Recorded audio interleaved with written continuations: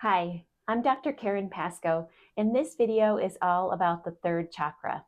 In this video, I will discuss the mind, body, and emotional aspects of the third chakra. I will also help you identify if you have any imbalances in third chakra energy, and I will provide holistic strategies to help regain and reestablish balance. The third chakra is the final chakra of the body chakras, the physical chakras. The first chakra established life. The second chakra created movement into your life.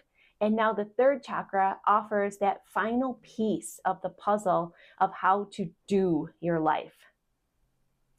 The third chakra is also referred to as the solar plexus chakra, and it's located just above the navel and below the ribs in the solar plexus area.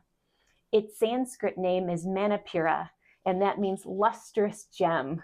I love that concept because this really is where you as a person shine into this world like a lustrous gem. The energy of the third chakra was first established around the age of 18 months to 4 years. The purpose of the energy of the third chakra is to put energy into action. So it created energy of decision making and autonomy and will and power and esteem. At that age, 18 months to 4 years, that's where a child is first able to start to walk, and therefore they are able to go seek something they want. They use discernment, they take action into their lives. And if you've ever been around kids that age, you know that there's just an innate primal instinct to go see something they want and go get that thing and show that autonomy and that ability to do that. The third chakra is also known as the chakra of personal power. It creates your individual, unique power into this world. Its purpose is metabolism. It's associated with the element of fire, and that fire shows up both on a mental and emotional level, but also on that physical level of transforming nutrients into fuel. So metabolism is a big part of the third chakra energy. The third chakra is also associated with the sense of sight, kind of like that primal energy where you see something that you want, you go get it. The element of sight is associated. It's associated with the color of yellow. And again, the colors always relate to the vibrational frequency of the energy of it, which is colors have their own wavelength. So it matches with yellow, or gold is often associated with it. The physical body parts associated are, of course, right in the middle of your body. So solar plexus elements like physical core strength, digestive organs, those are associated with the third chakra. When third chakra energy is balanced, you have a can-do attitude. You feel healthy and energetic and strong and capable. Healthy third chakra energy has healthy self-esteem. You know who you are, you know what you can do, and you put that into action. With healthy third chakra energy, you are goal-directed in a non-domineering way. It's a healthy balance of asserting yourself, of having conflict management skills. Those kinds of things indicate healthy third chakra. Healthy third chakra energy also indicates that you have a healthy digestive system, a healthy metabolism.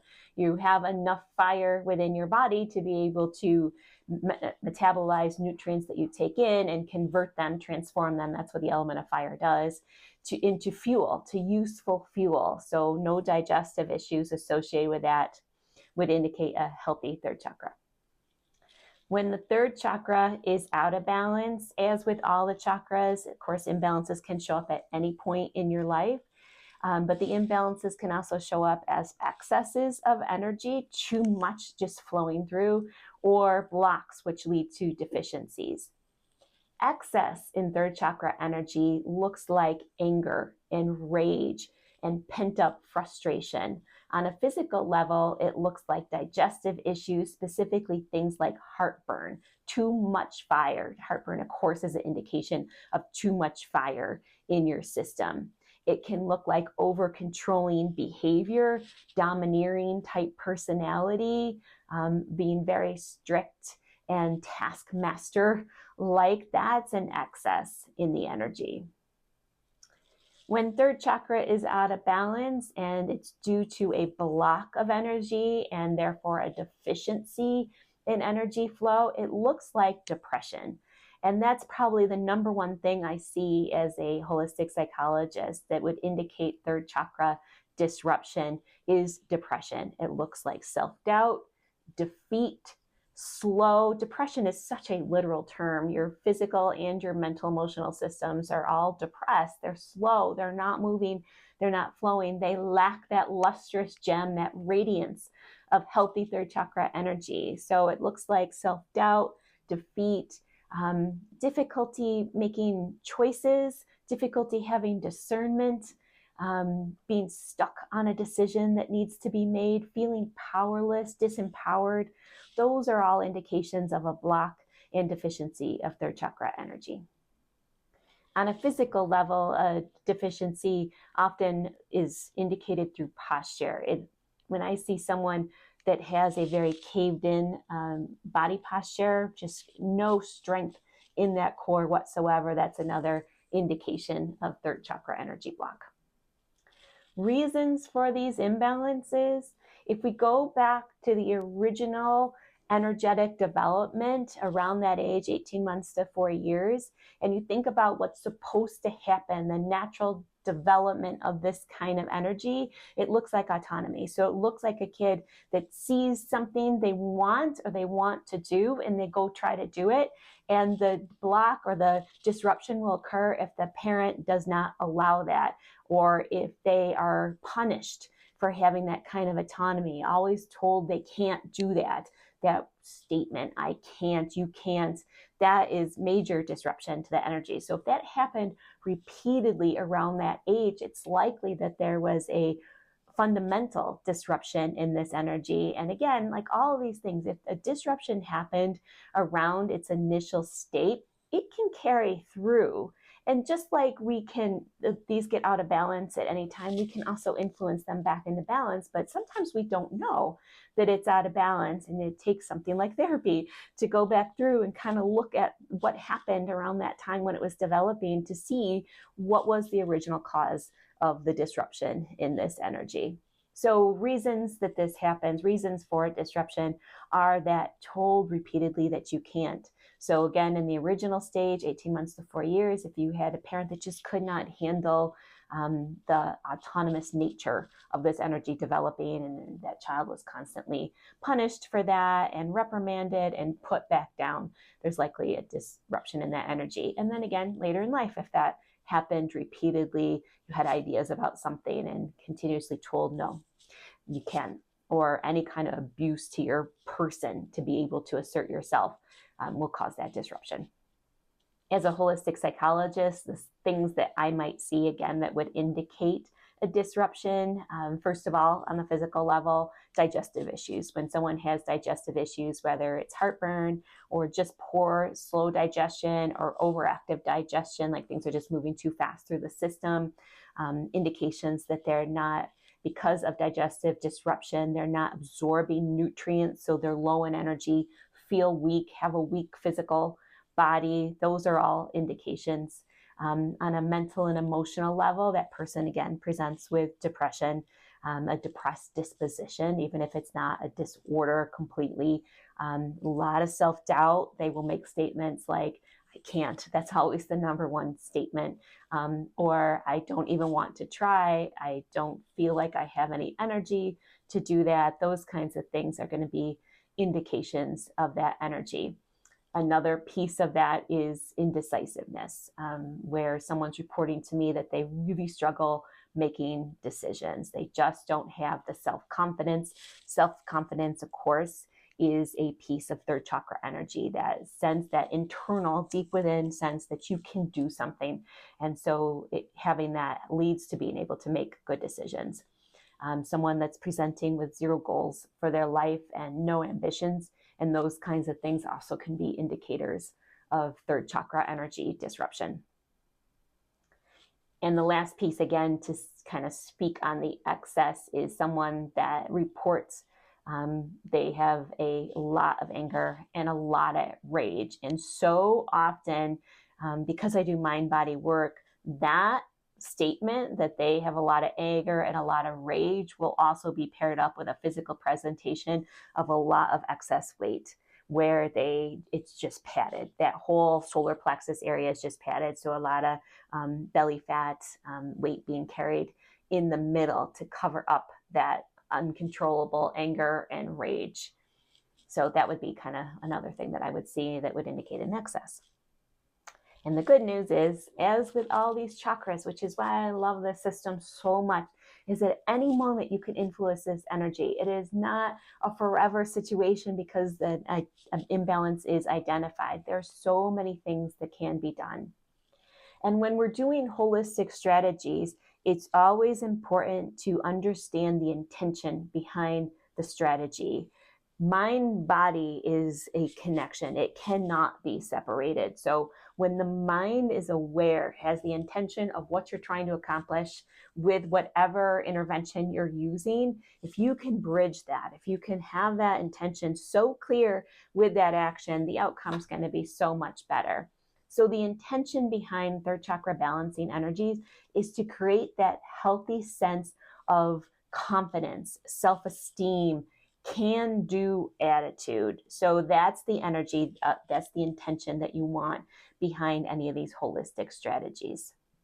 So I'll start with a physical one, a movement type strategy, something that you can physically do with your body. And that would be core strength. It would be building any kind of strength, but emphasis on the core strength around the solar plexus. So adding that into your routine. Other things that you can do for movement would be setting up a challenge for yourself. So setting a goal and then achieving that goal, whether it is with exercise or kind of adding more activity and physical movement into your life. It could be something like setting a goal to run a race. Competition is really healthy for third chakra energy. And again, with that intention, so that you are managing the energetic flow with what you're trying to do. So you're trying to accomplish that. You're trying to run a race. You're trying to do your best in that situation. So being competitive in that way, specifically with yourself, can help build that and foster that third chakra energy. One more piece of the movement would be something like martial arts, something that has a combative quality to it, which builds, we know this, practicing martial arts, participating in that and building that skill. And of course, the self-discipline that comes along with martial arts is very beneficial. As far as a breathing strategy that you can do in the list of holistic things, holistic strategies, meaning just completely mind, body, spirit, like every way that you could possibly intervene. So on a breathing level, especially if there's deficiencies or blocks, is the breath of joy. The breath of joy is a super fun practice. I know I have it in other videos, but a quick review here. It's the way you do it is you move when you're doing it. And I'm seated and I'm not gonna go in the other room and do it right now, but you take 3 sips of an inhale through your nose with arm gestures. You sip in, sip in, sip in, bringing your arms all the way up. And then with an exhale, you swing your arms down and you do a mouth exhale with some kind of audible sound to that. So that is one way to do that. That's how you do the breath of joy. And that's one breathing practice that can be very beneficial, especially for blocks and deficiencies. If there is excess, a breathing practice would be lion's breath.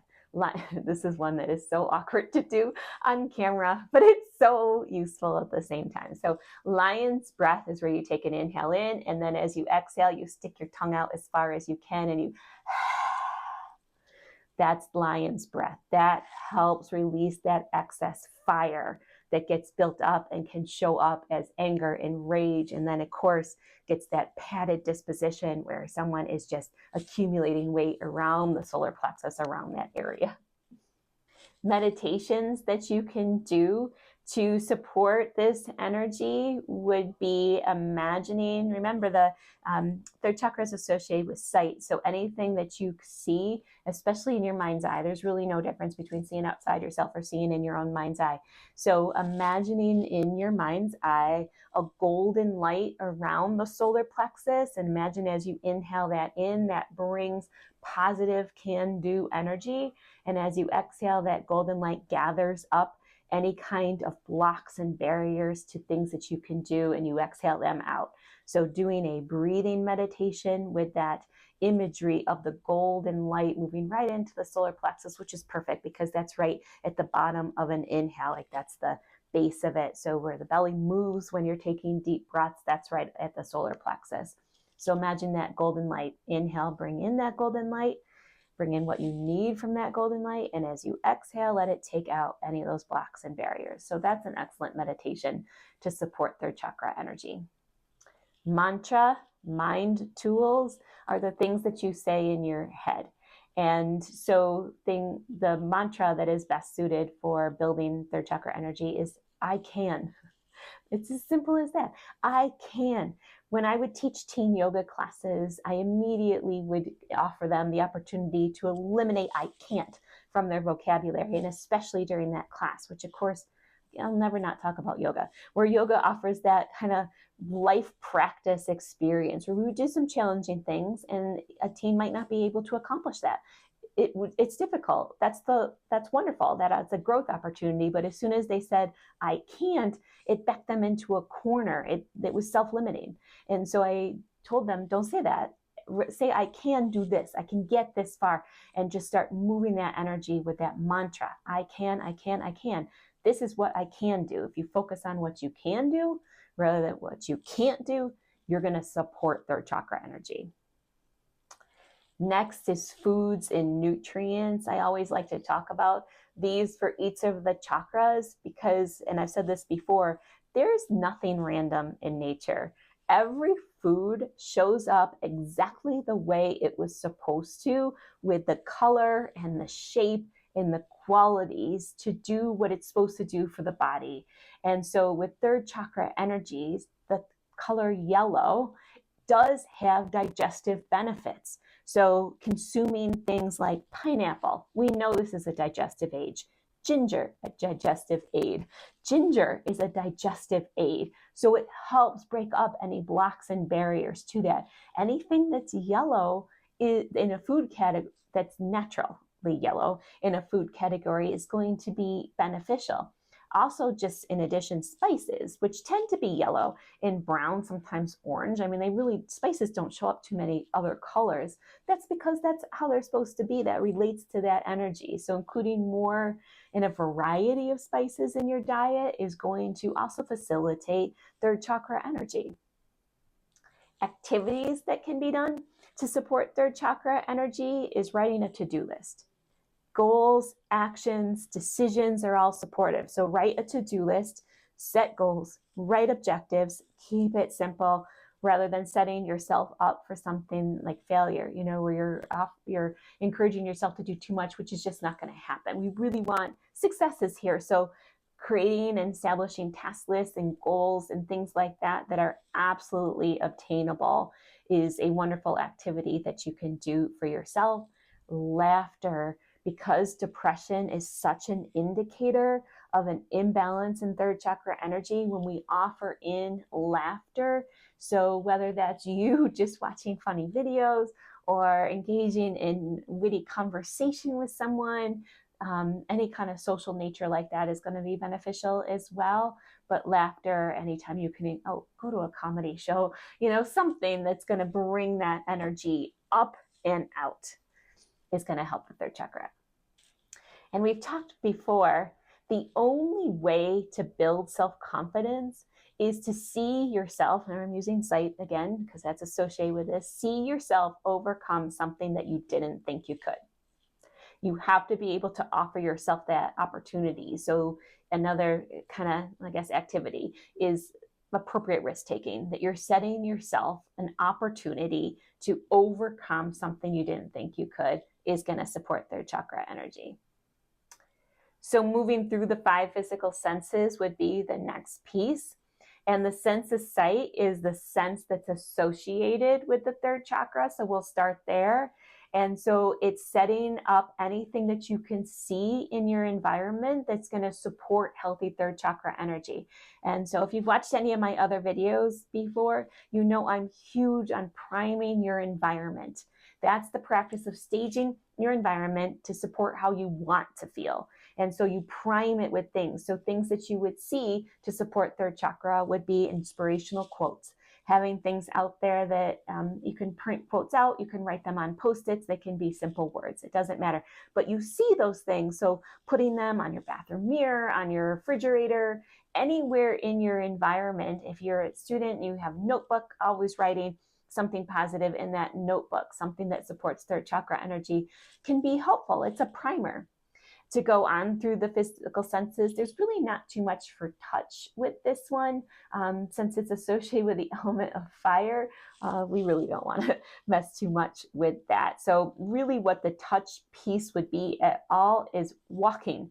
It's movement into action. So something that's forward movement into action is the sense of touch that would show up here.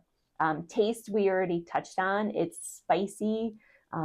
It's adding in digestive aids. Nothing wrong with having sweet with this one as well, but something that has a little bit of a bright, light, kind of acidic almost quality. So things like putting lemon in your water, pineapple juice, we already talked about that, or eating pineapple.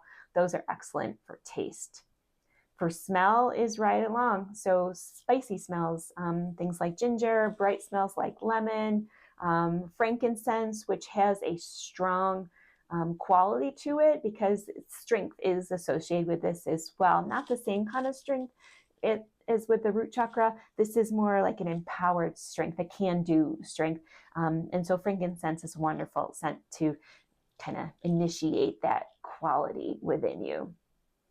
And then lastly is the sense of sound, to round out all the 5 physical senses. And the sense of sound would be anything that feels empowering to you. So typically this is going to show up with that kind of music that makes you want to get up. I don't know who's watching in these videos. I would love to reference the Rocky movies theme. The Rocky movies theme, there's nothing that makes you want to climb a flight of stairs more than that. But any kind of music that makes you feel pumped up. And of course, that's different for everyone. So just leave it at that. Like whatever that does it for you, have it, play it. Make sure you're using that to help create that third chakra energy. The next is just one that I love to throw into these, and of course that's gemstones. I'm a huge fan. I say that every time, and it's because one, it's a visual primer, and so third chakra is even more relevant there. If you see these things, you start to think of the qualities. So the gemstones that are associated with third chakra are citrine, which is a bright, shiny, this is a lustrous gem of a stone. It's also referred to as the stone of happiness, or light and happiness. Tiger eye, especially golden tiger eye, is another one. That tiger eye has a lot of personal power. Bronzite would be another one. Gold is another one. Anytime you're wearing any kind of gold, or pyrite as more of a mineral, can be very beneficial to help remove blocks to third chakra energy. So those those gemstones are really good, whether you wear them or whether you have them out in your environment to look at. And the last piece would be journal prompts.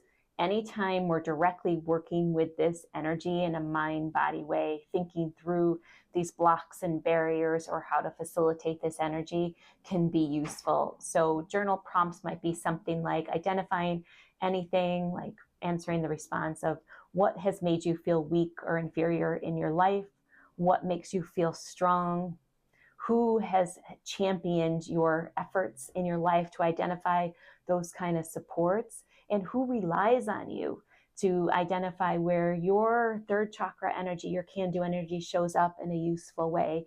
So those are some journal prompts that you can use to help, again, support this energy. I hope you enjoyed this video. I hope you found this information beneficial. I love the chakras. I love talking about the chakras. And of course, I have yoga practices that are associated with these energies specifically, just to have that opportunity for a little bit more work to help create balance in these different chakras. Thank you for watching.